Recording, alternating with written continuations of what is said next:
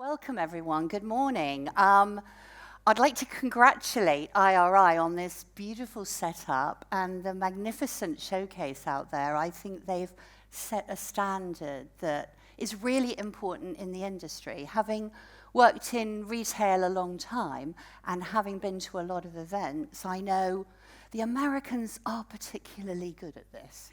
And thank God they've brought it here. So I hope you're enjoying it, and I hope IRI that you do it again, because it's magnificent. So as John said, one of the things that I want to talk to you about are the two themes that I believe are going to define the future. And as I talk to you and give you examples, I hope you'll hold these in your mind throughout. So for me, those two themes are these. He who has the most data is likely to win in the future. And that sets out an awful lot of challenges. When I started in the industry, it was Walmart. Walmart were the one everybody was scared of, the one that defined the market. I think today we all know Amazon is pretty good. And the Googles and the Facebooks hold a lot of the data that we all want. So how are we going to survive? How are we going to compete with the biggest and the walled gardens that exist out there in the marketplace? That's one of the things I want to talk about. The second thing I want to talk about is the fact that when I started my journey, computing controlled what we could do. Our whole path, which I'm going to show you, was very much linked to the power of computers.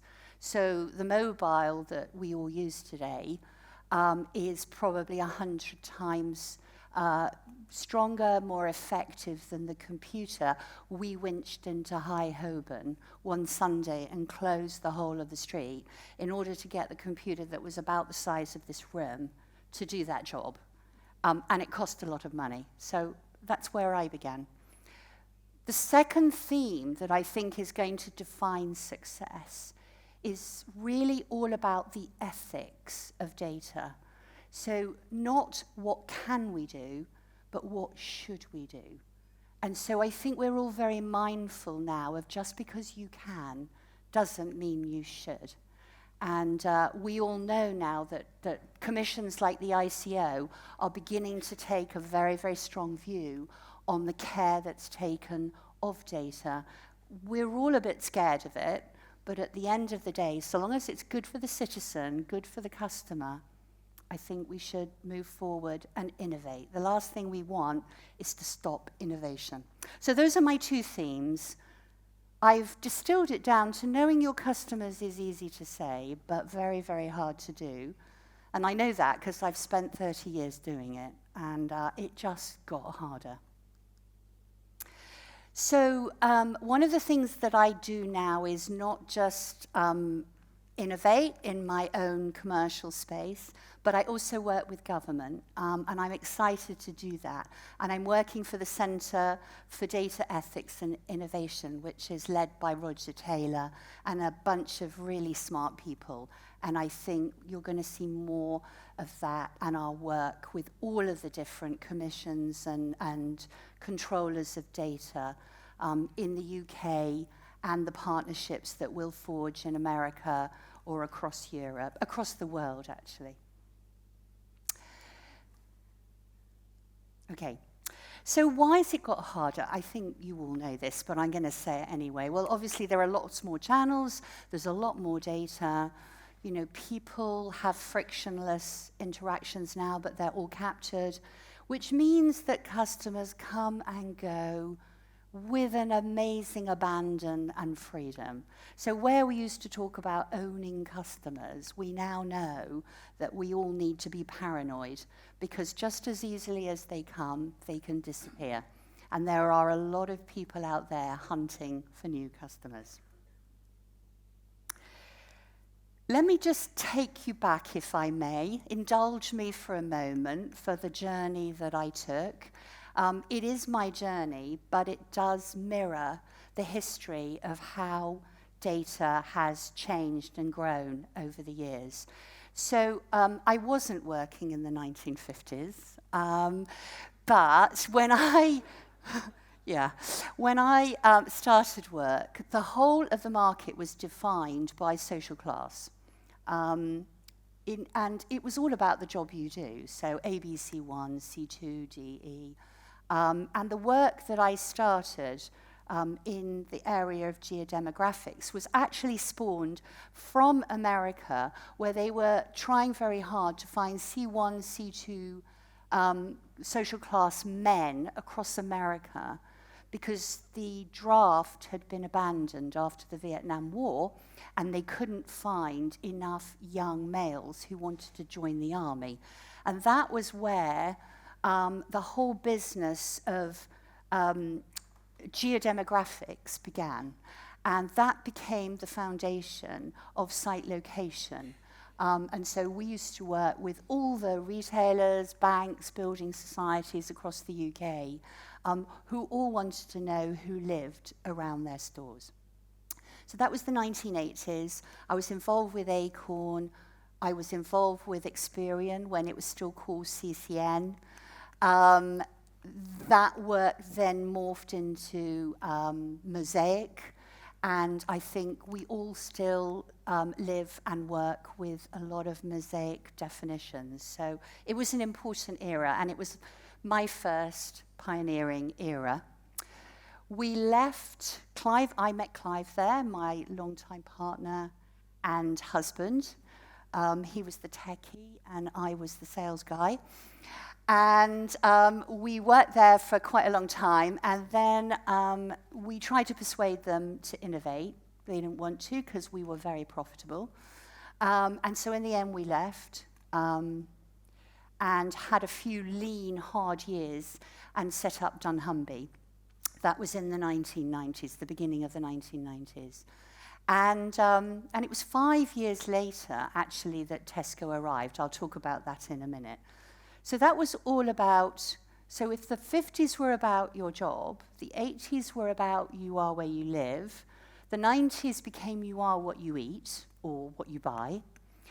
And the thing that we came back to do, so after we sold the business in 2011 to Tesco, we retired and then decided that life was a little bit dull without innovation. And so we decided to come back and look at new data that was appearing, which is this open source data and the new era that we now find ourselves. And this, for us, is really challenging, really exciting, because our thesis is that what defines people now is that you are what you love. And that is such a definition of passion because it transcends brands. And it encompasses things like sustainability and purpose. So if we know what consumers love, we can understand them much better. So I've talked about geodemographics. We now call it geospatial, but you know a lot of this. Drive times, retail catchment areas, poster sites, even some programmatic and targeting is geographic, it is spatial. And I think there is going to be a big resurgence in geospatial, and we're certainly using it now to bring together analog data with digital data and social data. So it's an exciting currency that means we can protect privacy and comply with GDPR. So this is an important area. I've talked about this. It started for us with you are where you live. So neighborhoods, birds of a feather flock together. That was the idea. It was very, very simple. We all know that we've got some people like us in a neighborhood and lots who aren't, but it worked. And in the 1980s, it changed a lot of planning retail sites. Then the second era for us began with Tesco Clubcard back in 1995, where they came to us and said, we've got this idea about loyalty, but it's going to mean a lot of data and we can't analyze it. And that's when we got really excited. with this new thesis, you are what you buy. And as you all know, this became a very important trend in the industry, and a very exciting one that engaged both retailers and CPGs, FMCGs. 16 million cardholders. I remember a lot of the conversations being with people who said, yeah, but it's just Tesco. What about Sainsbury's? What about Waitrose? My mum shops in Waitrose. It's very down market Tesco, isn't it? And I remember that being the conversation. I think the learning from that is that big data always has a bias, but so does every other data. But big data is really powerful. 16 million people voting is a really powerful panel, and that's what I want to focus on. This is the journey for Tesco. This is the journey that we went on. I'm not going to spend a lot of time talking about it, but really what I want to highlight here is, although it launched in 1995, what it drove was so much more than coupons. And I think coupons and mailings is what everybody remembers and still receives and values from Tesco. The money off, here's £30, here's a voucher for £3. But actually, it changed everything within Tesco, from deciding and determining new store formats to developing new ranges. Tesco and we helped introduce Tesco Finest, which in the UK became a bigger brand than Coca-Cola in just a very short period of time. So the power of data was awesome. It led the development of Tesco.com, and I remember the transition when the landing page on .com mirrored the shopping basket someone had made in store. And that changed the levels of ease and engagement. Clothing ranges, to Every Little Helps campaign, to creating the bank. Their acquisition of bank customers was 5 times less costly than any bank in the market because they had data. I think these are the warning signs that we all know for Amazon, Google, Facebook. I'm going to talk about Instagram and how you can shop now with Instagram. So this was the journey. It was pretty exciting.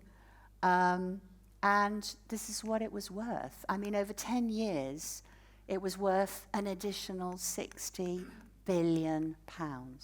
So absolutely awesome. This is one of my favorite moments in my entire career, when Ian McLaurin sat very quietly for a while and said, God, this really worries me. And everybody breathed in because no one was saying anything. And then he said this fantastic thing that changed our lives and changed our business. So very, very exciting. We then went to America, and the great thing about America is that it's bigger, right? This is not a surprise to you. But the wonderful, wonderful thing about America is it's the same but bigger. So when you get it right, it can be worth even more. And this was our journey with Kroger, which people in the UK don't hear so much about. But we started there in 2002. We actually we helped them work out where to apply markdown, and it was one of the most transformational moments in our business. So instead of the commercial trading director saying, I'm going to discount milk and bread and yogurt and the things that lots of people buy, we actually help them mark down the products that the most loyal customers bought. And that changed the mix.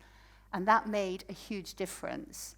And then when we changed the discounts and the prices, we then wrote to customers and they said, this won't work because nobody opens mailings in America because their letterboxes are full and everybody hates direct mail, right? Do you remember that in the UK as well? Junk mail, lots.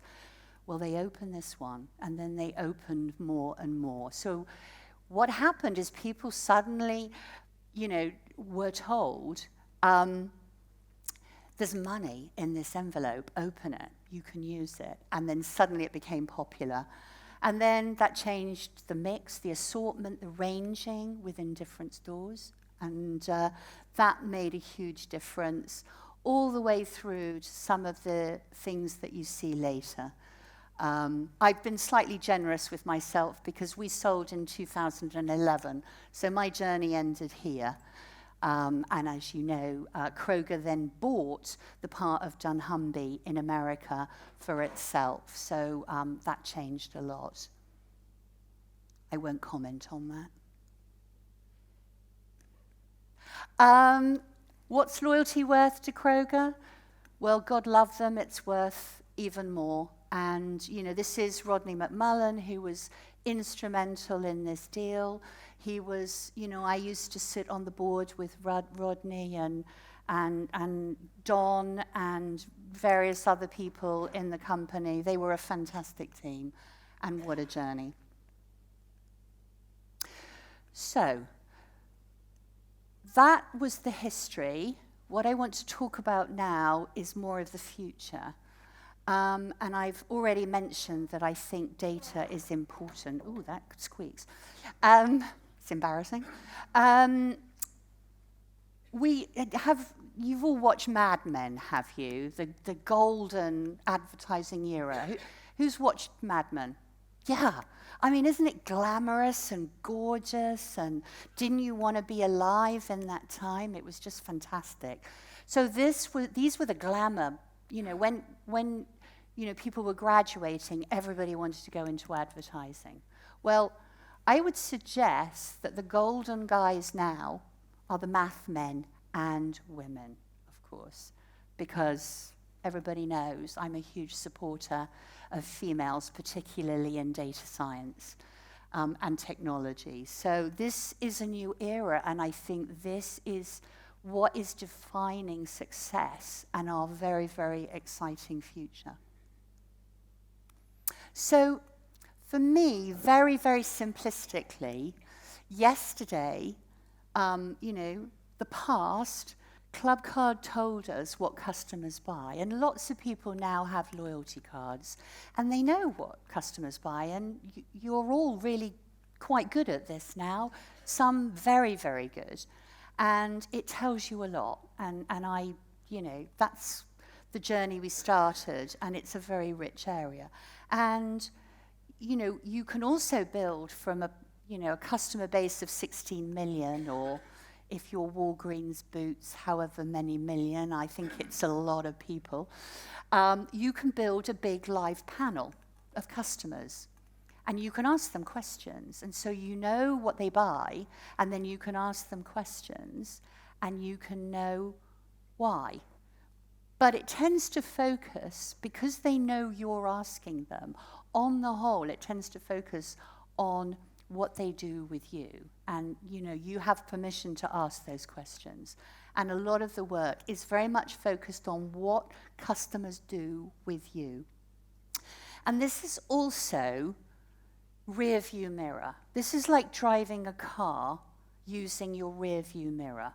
Because all of this tells you what's already happened, what products people are buying. It doesn't tell you what they're going to do. Doesn't tell you what's coming up, what's exciting them that you haven't even seen yet and you haven't got in your store yet. So this is pretty scary. So today, customer insight data is pretty limited because it is all on what people are already doing. And although, you know, I totally respect market research and panels, they're really, really important. You know, I'm a fellow of the Market Research Society. I believe in all of that important qualitative and understanding of customer behavior. What I would say is, however clever, however smart, it's a sample, a moment in time. And the danger is people tell you what you want to hear. And that can be dangerous in the hands of the wrong people. So, Amazon. We all know Amazon has a lot of data. I don't think today they use it particularly in a sophisticated way. I think that's because they don't have to. but they have an enormous amount of data. And this is going to be something that always gives them the edge. I should say, they don't have to be great at analytics because they can just watch people's sales figures on their products, and then they just pick the highest sellers and offer to distribute those. So they don't even have to be good at analysis because they just look at the sales figure. They don't have to be good at MPD. You do all of that. They just look at what sells the best. But the world's changed, and I would suggest these forces are really important. So legislation in some areas, in banking, is forcing change. People are adopting database decision making, but if people focus purely on rear view mirror, I think ultimately they will fail.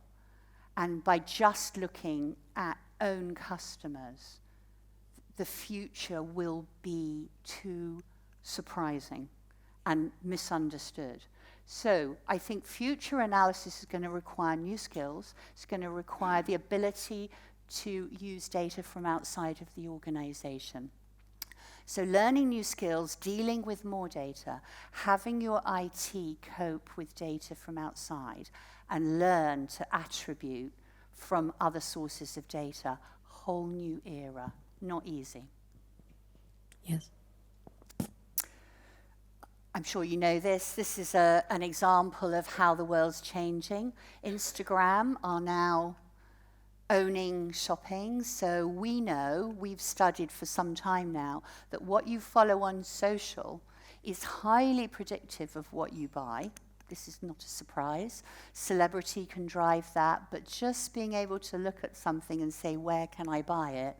They have the audience, they have eyeballs, they have the clicks.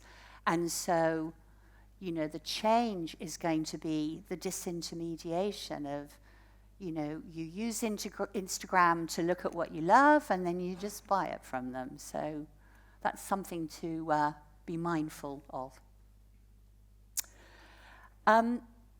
So, as I said, one of the things that we're excited about, one of the things we came back to do in Starcount, my new business, is you are what you love. And social media isn't just a channel. Social media is 1.3 billion consumers all over the world telling us what they love, more than brands, including retailers, every single day.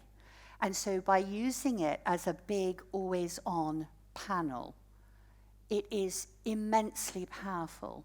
We can look at behavioral segments from customer data, and we can look at what these people do when they're not shopping with you. So the idea that you can see that someone buys from you because they're into good, healthy food and, building beautiful bodies, whether that's for looking gorgeous or whether it's for living longer. You can see the difference in all of that. So this data is really powerful. It can tell us what media people are looking at. So it becomes a really powerful way of understanding lifestyle beyond your four walls. And yes, it's new. Yes, it's also a media channel. But as a source of analytics, I think it's a game changer.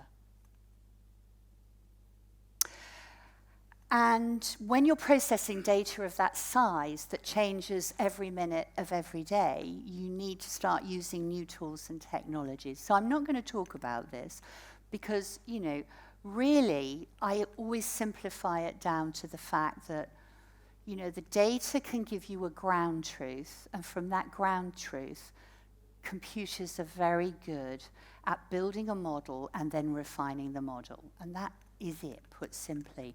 So when you have data like social data that's changing all the time, you get a fantastic ground truth.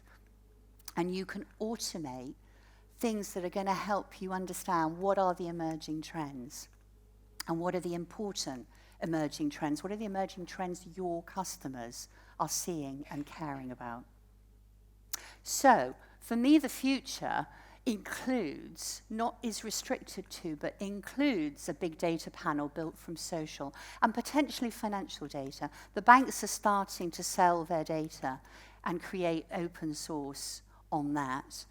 And, together that will tell you what people love truly, even when not shopping with you. And that's really important because it's better to know, right? Even if it feels horrible, it's better to know. So these are the sorts of things you can see from social data. What you have to bear in mind is that this isn't a sample of 5,000 or a campaign. This is 1.3 billion people, or in this case, it's 3 million in the UK that care about food. So they've self-described as caring about food. These are the kind of words they use. Sorry, I'll get out of the way. Things like cakes, cooking, weddings, cupcakes, designer, blogger, competitions, artist. So these are how they self-describe. So we're not giving them labels, they're giving themselves labels. And then what you can see, and I know this is really difficult, so forgive me, but you can see that you can create something like 9 different categories of foodies. Everything from baking buffs to health conscious to body conscious to breakfast at home, breakfast on the go, meat-free, etc. At-home chefs. So if you're in the food business and you're trying to identify who's vegan, who cooks, who doesn't, who wants fast, there's a whole new dimension coming in. And then knowing that detail, you can start to say, where do they shop? What other brands do they love? What are the best media titles to reach them? Excuse me. And what are the key influencers they follow? And so, you might find the biggest ones, the most expensive ones, but you can find the 20 that are, really important and a lot cheaper than Hollywood. Paul Hollywood, right? Yeah, I recognize him. So, so this helps you across media. Oh, sorry, did I jump that one? No, I didn't. So then, because you're thinking, well, this is all very interesting, but, when I know these, what do I actually do? The great thing, I said I'd come back to geospatial. You can link all of these passions, the passion for cooking or food and drink, you can link it back to geography. So you can link it back to postcodes. You can link it back to stores. So mapping segments to postcodes opens up a whole new level of targeting capability. And you can use this to drive your instructions to Facebook or Twitter or whatever you're using.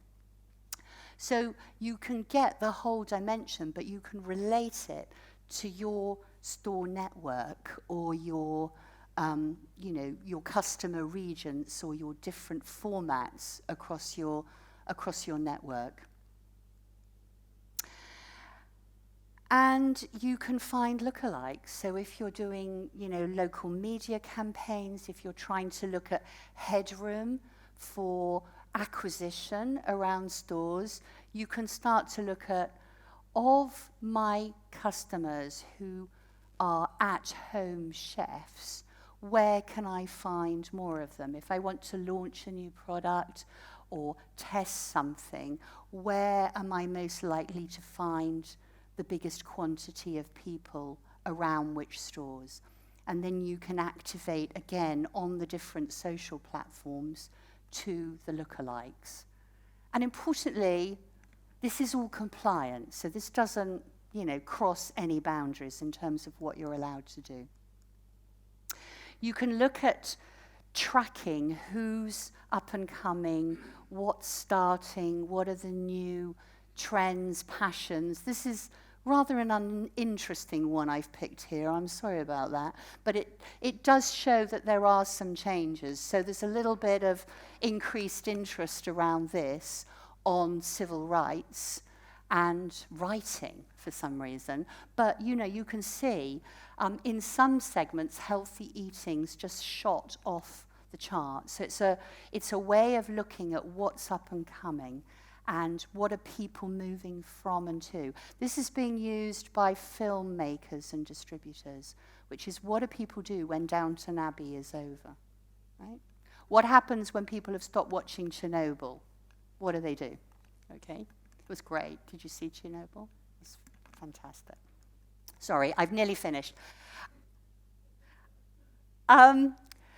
This, I'm sure some of you, you will all be looking at store of the future in some way. This is such a new definition of how retail space is being used. And these are places that are emerging that are temples to Instagram.